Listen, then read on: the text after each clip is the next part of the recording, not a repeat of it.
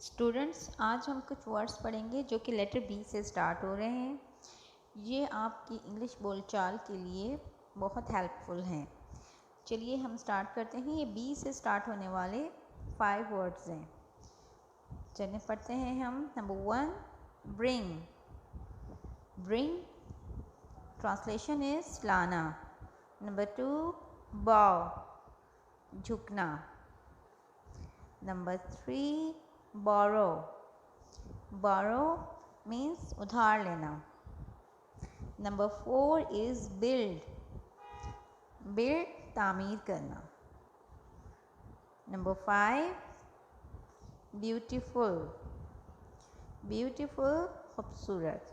ہم ایک دفعہ پھر ریپیٹ کرتے ہیں۔ برنگ لانا، باؤ جھکنا، borrow ادھار لینا، build تعمیر کرنا، the last is بیوٹیفل خوبصورت۔